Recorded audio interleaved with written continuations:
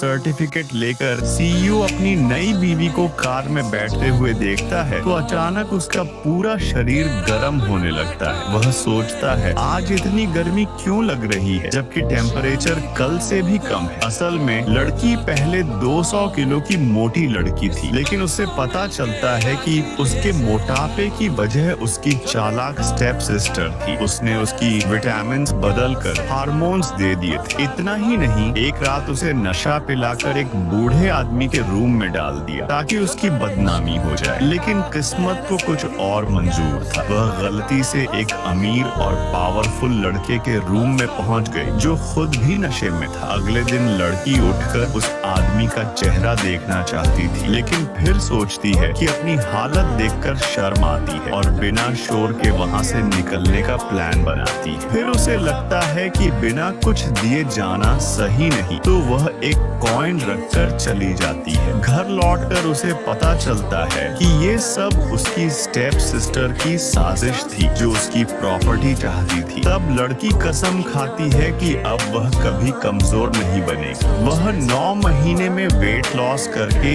एक खूबसूरत स्लिम लड़की बन जाती है। इस दौरान वह अपनी स्टेप मदर और स्टेप सिस्टर से दूर रहती है। एक दिन स्टेप मदर कॉल करके बताती है कि एक 50 साल का आदमी है, डिवोर्सी है और 2 बच्चे हैं। उसे एक वाइफ चाहिए। वह उसे मिलने भेजना चाहती है और उसका मजाक उड़ाती है कि इतनी मोटी लड़की को कोई मिल रहा है तो ये उसकी किस्मत है। लड़की तुरंत हाँ कर देती है, लेकिन उसका प्लान होता है इस डील को खराब करना। कोइंसिडेंटली वहीं पर एक रिच बिजनेसमैन का बेटा भी रिश्ता देखने आता है जो अब तक उस लड़की को याद करता है जिसे उसने उस रात देखा था। एक छोटी सी गलती से टेबल नंबर चेंज हो जाता है और लड़की गलत टेबल पर उसी लड़के के सामने जाकर बैठ जाती है। दोनों मिलते हैं, अपना नाम बताते हैं। लड़की का नाम सिया और लड़के का नाम अर्जुन। अर्जुन बताता है कि उसके घर वाले शादी के लिए प्रेशर डाल रहे हैं और अगर सिया उससे शादी करे तो उसे लग्जरी लाइफ मिलेगी, बड़ा घर, कार,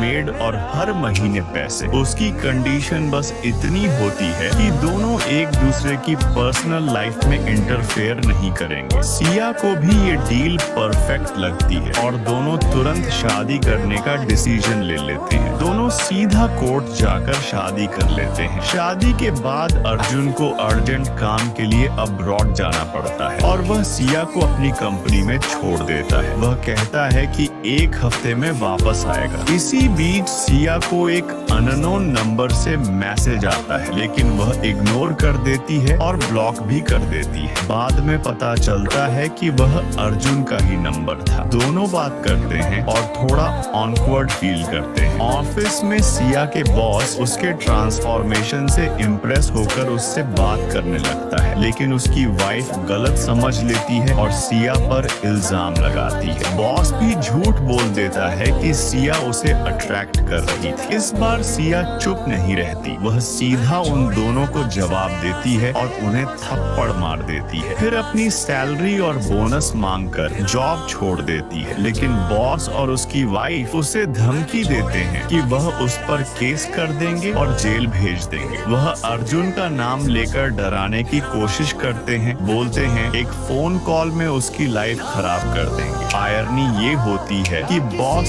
सच में अर्जुन को कॉल कर देता है और यहीं से कहानी और इंटरेस्टिंग हो जाती है।